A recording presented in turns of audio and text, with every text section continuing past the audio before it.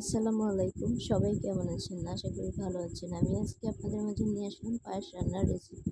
তার জন্য নিয়েছি ১০০ গ্রাম চাল, ১০০ গ্রাম চিনি, ১ লিটার দুধ, কাজু, বাদাম, কিশমিশ, তেজপাতা আর এলাচ।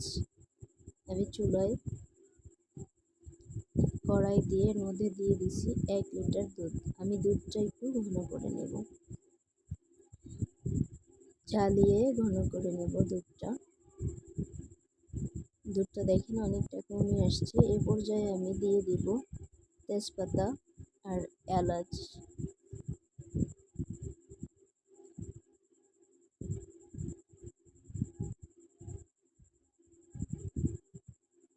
তেজপাতা আর এলাচ দিলে পায়েসের গন্ধটা সুগন্ধি হবে, অনেক ভালো লাগবে, স্মেলটা খেতে অনেক মজা হবে।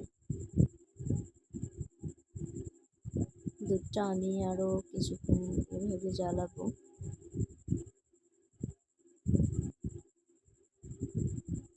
পর্যায়ে আমি দিয়ে দিব ১০০ গ্রাম চাল। আমি ১০০ গ্রাম আতপ চাল নিয়েছি।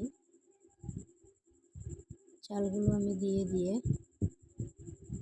ভালোভাবে নাড়াচাড়া করতে থাকবো যাতে আটকে না যায়। আমি চালগুলো ভালোভাবে ধুয়ে অনেকক্ষণ, প্রায় ১০-১৫ মিনিট ভিজিয়ে রেখেছিলাম।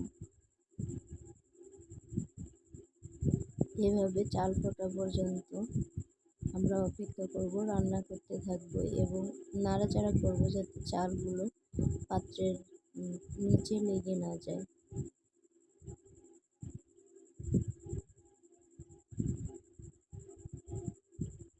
ভালোভাবে খেয়াল রাখবেন, যদি পায়েস কিন্তু পাত্রে লেগে গেলে ওটা খাইতে ভালো লাগবে না।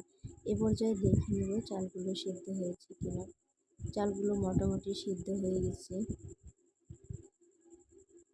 আরও কিছুক্ষণ রান্না করব, করে এ পর্যায়ে অ্যাড করে দেব চিনি।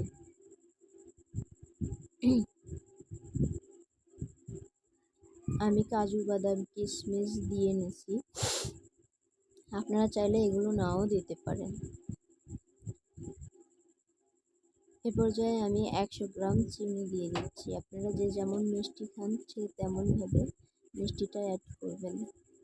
আমি ১০০ গ্রাম চিনি দিয়েছি। ১০০ গ্রাম চালে ১০০ গ্রাম চিনি। চিনি দেওয়ার পরে পানি কাটবে, দুধটা একটু বেশি হয়ে যাবে। এর জন্য আরও কিছুক্ষণ এটা জ্বালাবেন, রান্না করবেন। দেখেন পায়েসটা এই পর্যায়ে চলে আসছে। কালারটা কি সুন্দর হয়েছে।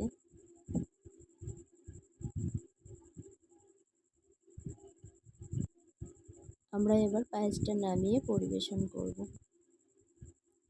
এই যে দেখেন হয়ে গেছে পায়েস, কত সুন্দর হয়েছে। প্লিজ আপনারা আমার চ্যানেলটা সাবস্ক্রাইব